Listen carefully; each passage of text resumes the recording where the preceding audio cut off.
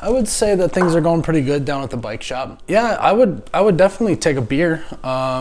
Do you have any blueberry double IPAs? No, I do not want a domestic beer. That's basically just like offering me a glass of water. I drink real beer. And then it was like, I'm vegan. So I rode my bike to Trader Joe's. I kind of used to be really into IPAs, but now I'm sort of transitioning more into sours and saisons.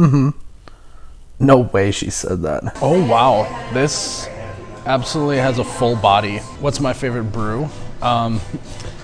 Honestly, you just probably wouldn't know it. Yeah, ever since I went free trade, it's like a weight lifted off my shoulder. Deer are such beautiful creatures. I don't know how they can just slaughter them like that. I've just been on a huge IPA kick lately. I will just take anything with hops in it because I can't get enough hops.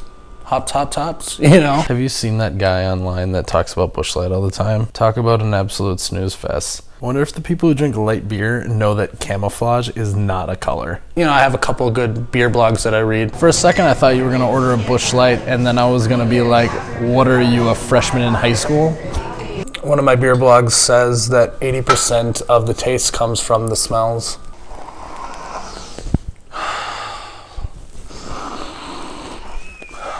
So there's this awesome, funky new place called the Woodworking Nook, and I love to just go there on a Saturday evening, grab an IPA, and just listen to the slam poetry they have. Thanks for asking. People don't ask enough. I wear my beanies just so that it's not so cold on my bicycle in the winter. Honestly, I read that in one of my beer blogs. I was in Urban Outfitters the other day, and the scarf that I picked up. You've never biked that trail before? Yeah, my father-in-law, you know my father-in-law. He drinks Busch Light. Talk about piss water. Honestly, drinking this really fast would just be like an absolute slap in the face to the brewer. You should see the new tattoo she added to the sleeve. Yeah, you could throw some music on. Actually, I've been really into a band called the Backdoor Cigarette Smokers lately. Oh no, you can't find them on Spotify.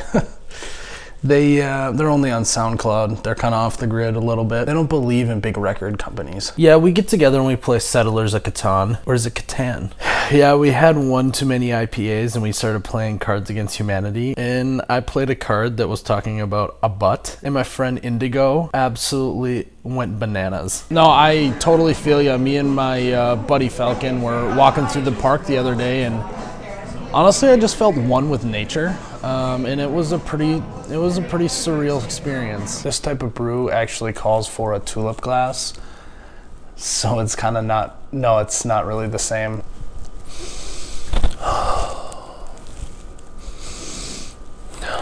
Just the aromatics. You know, I was reading on my beer blog, I'm getting a lot of birch and I'm getting a lot of rosemary, which is something that I didn't see happening. Got a lot of acorn, got a lot of birch, but then when it finishes, I'm just getting a lot of dandelion with morning dew on it. It starts with red raspberry, but almost like a red raspberry velvet because it's just so smooth coming in. But then after it finishes, I'm getting a lot of pine cone mixed with a little bit of like a mistletoe holiday type of feel.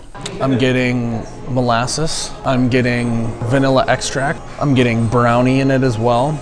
I'm getting motor oil. I'm getting like a deep, thick, rich leather. Kind of just finishes with like a pine tar ending. It's something that I really didn't anticipate happening. Do you have a goji berry blend brew at all? I know there's this one brewery that does a lemon meringue spin-off. Do you have, no, you don't have any of that? My Untapped app followers are going to love this brew. Yeah, I actually think I read about that one on one of my beer blogs. Willow and I got stuck at this hole-in-the-wall bar, and I tell you what, all they had was domestic beer. Like, hello, I need a saison.